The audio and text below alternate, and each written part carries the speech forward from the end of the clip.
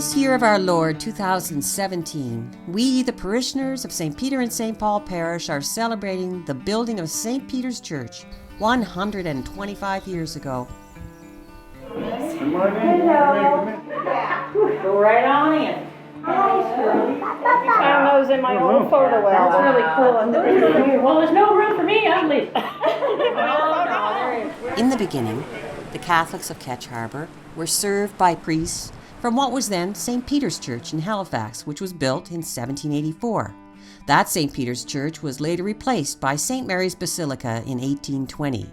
When the parish of Prospect was established in 1794, Ketch Harbour was included within its boundaries. In 1806, the first church in Ketch Harbour was built on the brow of the hill overlooking the harbour. A crucifix now marks the location where it once stood. That same crucifix also marks the grave of the first pastor of Ketch Harbour, who was buried there March 5, 1827. His name was Father Thomas Grace. The Catholic community under his pastorate in the year 1806 numbered 11 families and 130 communicants. You guys know that Violet has been in the choir at St. Peter's for 75 years. That's what's wrong with the choir. Oh, sure, you would have something to say. Yeah. Oh, I love Father Melanchthon. Oh, me too. And so I was crying when I was making my first communion and everything. And he said, well, I've seen brides crying, but he said, I've never seen first communicants cry before. The organ used to be up on the balcony. Yes, used to be up on the balcony. That was scary. Ooh, yeah. It was great up there, though. Yes. From a choir perspective, it was fabulous. Well, I remember one Christmas, all the family, our families, sat up there, and Father James looked up and said, you guys better be scared because that might fall down any minute. And also, do you remember our Alpha cookbook and our church cookbook? Yes, I remember that. I've used them actually, both of them. I still use them. Yeah. Yes, we're lucky we have that old building. Oh, yes. I love that old building. Yeah, I do too. Our church. Oh, I love our church. You know? Our little church is so quaint, and I Well, think it is. it's homey and it's warm. Right. It's a warm church. The present St. Peter's Church was built in 1892 to meet the needs of a growing community of Roman Catholics. The work was to be completed for the sum of $3,465. Tell some bad things Bonnie did. Well, Christmas Eve, I don't know what year it was, and I know I might have been 10 or 11, and my brother was 8 or 9, something like that, and it came a big snowstorm.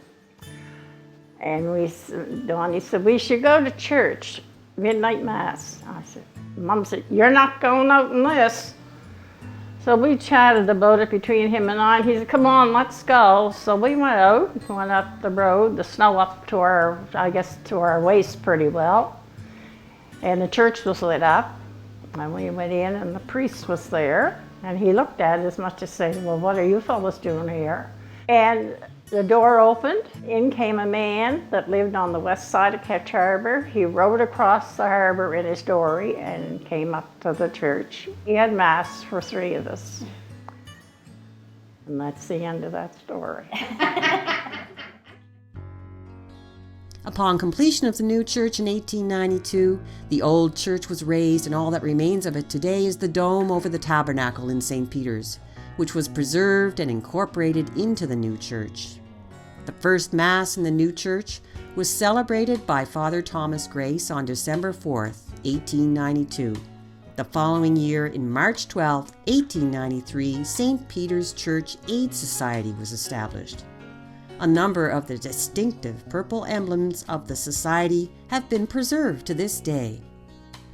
The stained glass windows which decorate the nave were imported from Italy and installed during the pastorate of Father John Lanigan.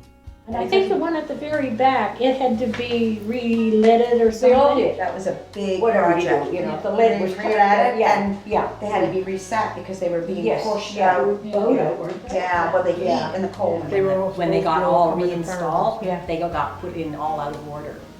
Oh, really? And now they're all over the place. Yeah. Let's get this show on the road, eh? Tell the story about the Thanksgiving dinner. Well, I prepared Thanksgiving dinner for myself and the children.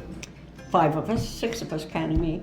And Doug was away, and I sent word over to Father that I'll send Maurice dinner. So I had gone into town or something, and anyway, when I came home, they said there was a message from Father Lanigan, and I was to call him no matter what time I got home. They didn't care what time. So anyway, I called him, probably about 9 or 10 o'clock. He was saying, oh, Mrs. Dion, that was so nice of you that, you're going to have the dinner and, that you would do this for me. And I'm going, oh, yes, Father, you're quite welcome. Well, he said, would you send 2 more because I'm having company. The stained glass windows which decorate the sanctuary were installed under the direction of Monsignor Gerald Murphy, who salvaged them from Holy Heart Seminary prior to its demolition in the early 1970s. Your friend Father Murphy, he was very good at salvaging things. Like if any place was being torn down, well, to his credit, if he could use it, why not? When I first moved down here, it was the same time as Father Murphy came. And I had him over for dinner one night. I had a formal dinner. All the women came in long dresses and all the men came in tuxedos, yeah. And Father came in his. And we partied till 2 in the morning when I ran out of booze. And I said, well, party's over. Father said, I got lots of wine. Come over to my place. It hasn't been blessed, so we'll drink it. So we were there till 6 in the morning, drinking wine. Today, the parishioners of St. Peter's continue to look upon their church as a calm harbor in the sea of turbulence. They remain justifiably proud of the long tradition of faith that has survived here in the face of the many dangers encountered by those who struggled to earn a living from the sea. The renovations to the church, which were recently completed, have served to reinforce a sense of pride in their place of worship on the part of the parishioners of St. Peter's. The restored garden is a loving memorial for past parishioners who are fondly remembered. It is a beautiful testament to the presence of Mary in all our lives. Our congregation has dropped in numbers in recent times, but our hope is that God will continue to influence this community and that St. Peter's Church, the iconic building of Ketch Harbour, will continue to point the way to Jesus.